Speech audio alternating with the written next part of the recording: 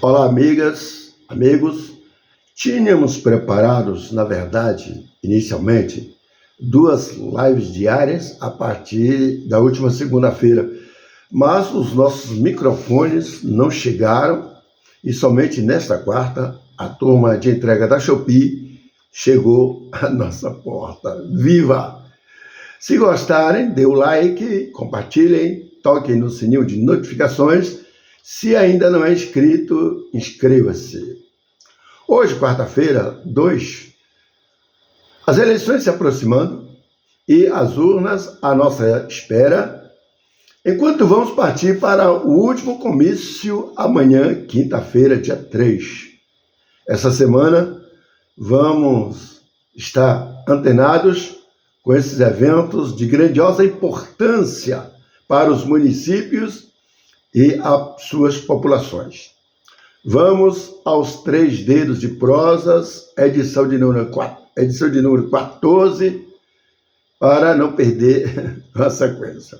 Vamos lá. Vamos falar da jovem imprensa, ou então a imprensa de um modo geral. A jovem imprensa, ou a imprensa de um modo geral, no caso da nova imprensa, jornalistas das redações, formados militantes nas que eu considero universidades vermelhas. Tem muita gente que não gosta, inclusive professores.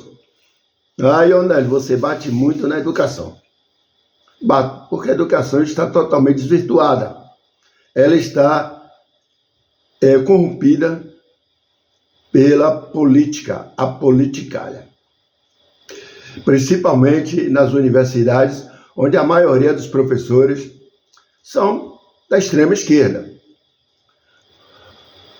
Com a parte, é claro, de meia dúzia de velhos jornalistas, também da velha imprensa, aquela imprensa vendida, corrompida. Vergonhosamente, esses se mostram profissionais de meia boca, que junto aos novatos estão assim desqualificados e despreparados, revelando que a imprensa nacional, TVs, jornais, rádios, é comprovadamente serviçal do establishment, o podre poder que há anos chafurda o Brasil no pântano da corrupção. Ao longo de meus 46 anos de jornalismo ininterrupto, em todos os veículos de comunicação em que trabalhei, testemunhei acordos de editores com redatores sobre pautas em que havia ali os chamados pontos nos is, ou seja, críticas duras contra A, favorecendo B, proteção negociada em troca de favores de mídia, especialmente no que chamamos sempre de propaganda oficial chapa branca, que é a de governos. Mas, mesmo assim, nas redações existiam, talvez agora não mais, não sei, os jornalistas verdadeiramente profissionais, a maioria sem diploma, os formados nos bancos de redações de jornais impressos, e também redações de rádio principalmente. E os jovens jornalistas, os tais, formandos em universidades por aí pelo Brasil, eles se misturavam aos antigos jornalistas para estágios, para aprender. Só que, infelizmente, uma parte daquele jornalismo também antigo também já estava corrompida. E aí,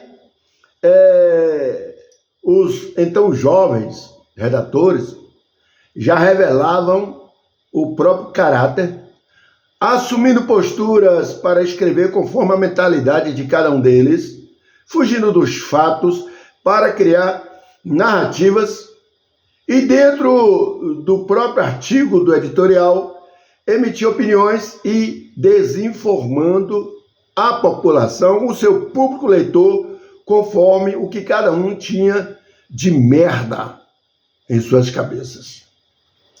É o jornalismo atual, onde o redator, por colunas e focos editorialistas, é substituído por narrativas ou narrativistas, conforme também o novo manual de redação dos jornais.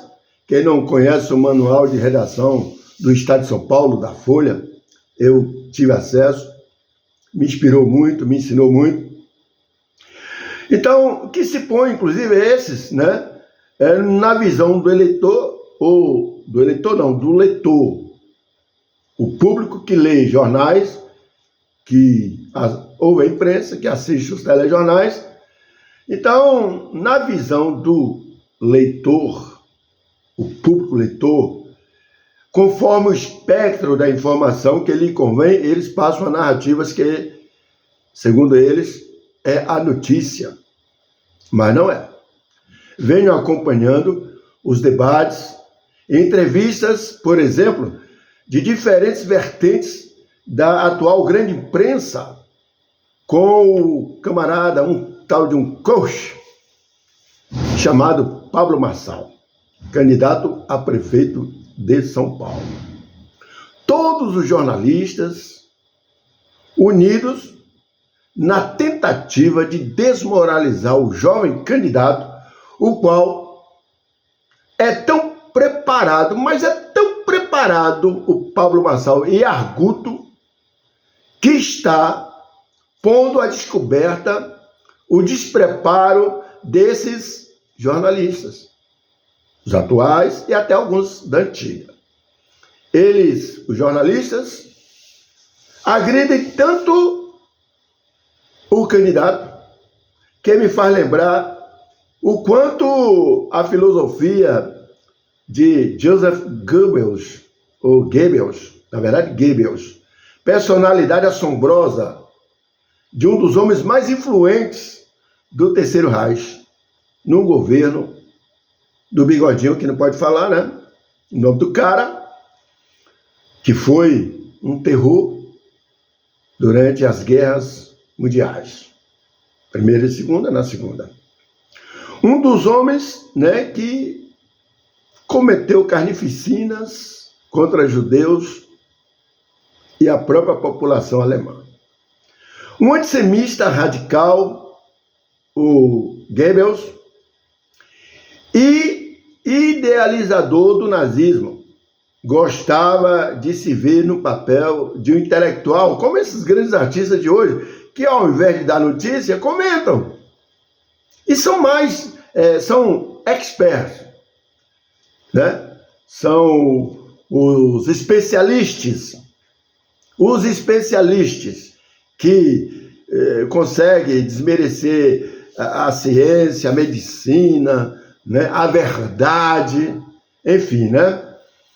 Então, Goebbels era um antissemita radical e idealizador do nazismo, como eu disse, gostava de se ver no papel de intelectual, e suas funções não se limitaram a um ministério da propaganda que o cara lá criou. Supostamente, seu objetivo primordial era ser o guia de um aparato de propaganda maquiavélica, porém colossal e onipresente, capaz de produzir uma absoluta harmonia entre o povo e seu Führer.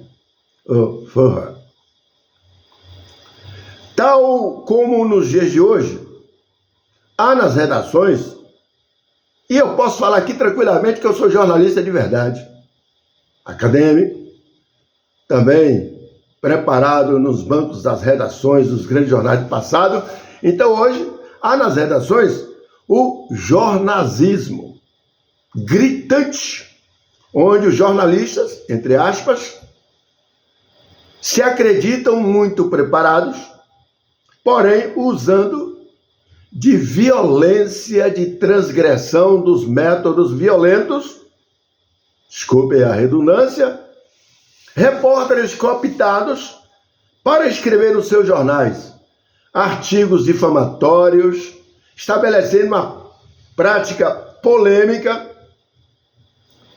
para atingir o público de um modo geral, através dos seus veículos de comunicação. A virulência dos artigos do nazismo de Goebbels era semelhante ao dos jornalistas de hoje, posso falar tranquilamente, contra ao que eles chamam de extrema direita. Imaginem só. Bolsonaro, Jair Messias Bolsonaro, foi e ainda é um desses exemplos de vítima.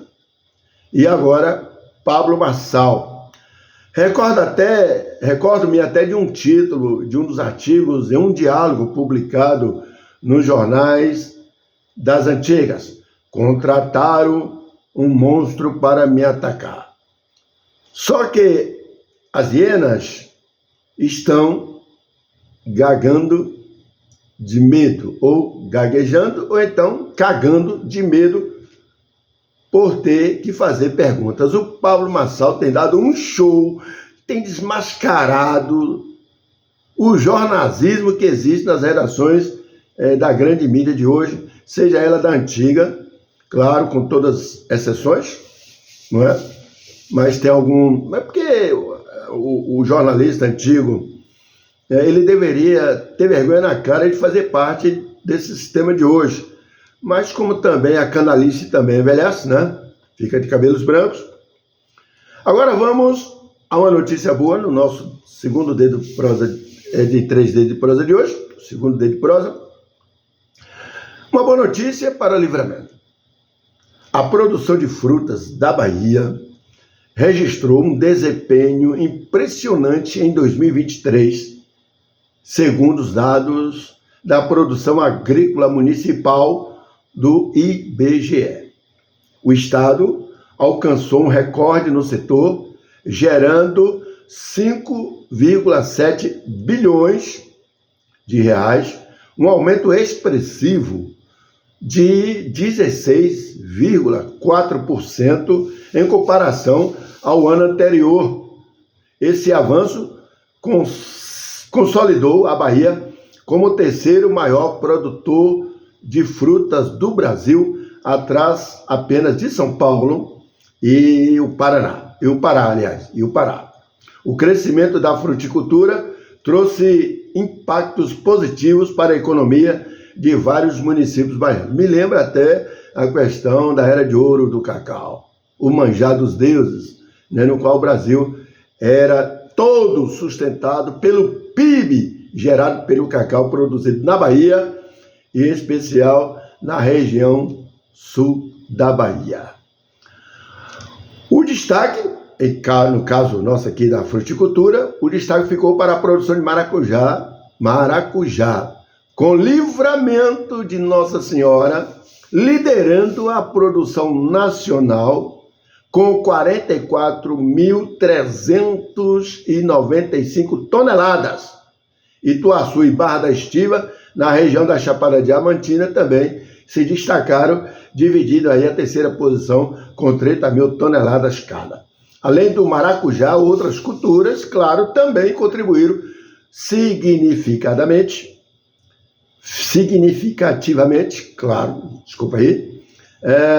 para esse crescimento.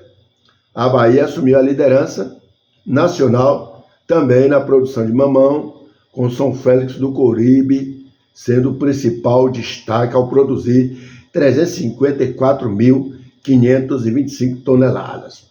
O município também aparece entre os maiores produtores do país, com 46.900 toneladas de outras frutas, com a Bahia se mantendo no topo da produção de amêndoas, de cacau, que eu falei há pouco, no Brasil. Então, tá aí a boa notícia, né? A nossa Bahia, né, mesmo castigada com a seca na nossa região aqui do sudoeste baiano, né, mas aí o município campeão em todo o Brasil, em nível nacional, como o maior produtor de maracujá do Brasil.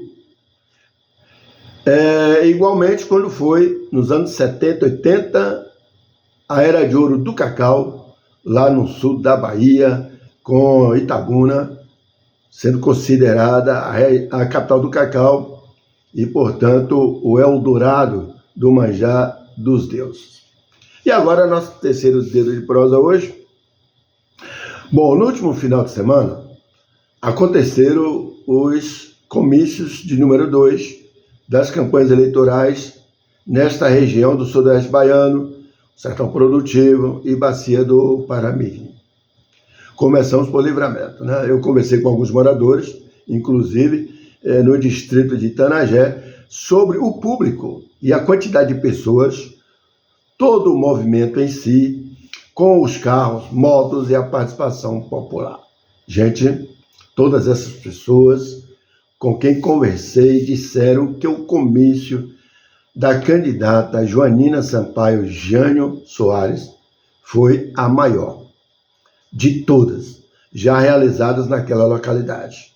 E, de fato, foi mesmo algo de grandioso, majestoso, com Itanagé recebendo a multidão desde a partir da entrada ali do distrito, ali no quilômetro da BA 158, via Paramirim, totalmente tomada, e até a Praça da Feira. Foi, como diria meu amigo Lega, Ulisses Cambuí Lima, foi um horror, Lega, um horror de gente. Claro que multidões e participação popular são um flash. Esta é a questão. O número de pessoas em um evento, de um comício, por exemplo, no caso das eleições, sejam municipais, estaduais, ou, e União, Federação, é claro que essas multidões e a própria participação popular, maciça, gigantesca, representam um flash do momento em que a fotografia nas urnas pode se confirmar. É a realidade. Na política, em processos de eleições, somente em disputas acirradas, eu já falei isso aqui antes, com empates técnicos entre os candidatos, conforme apuram as pesquisas de opinião pública, somente nesses casos não pode haver um prognóstico correto, certo, absoluto, de que fulano vai ganhar de A para o B, ou B para o A. Mas, em muitos casos, no caso da multidão presente, do público, em comícios e em manifestações políticas, sabe-se o que se vê nas ruas reflete nas urnas. Isto é fato, é ciência, como diriam os nossos amigos jornalistas do dia de hoje. Tome mais uma dose, é ciência. Na edição 3 Dedos de Prosas de hoje, entre 20 e 21 horas, comentaremos o comício de número 2 do candidato Tebé e de outros daqui da região nossa. Se gostarem, deem um like de gostei, compartilhem bastante, acessem o sininho para novas notificações e, se não são inscritos, se inscrevam, pelo amor de Deus, tá? Tá certo? Até a noite. Um abraço.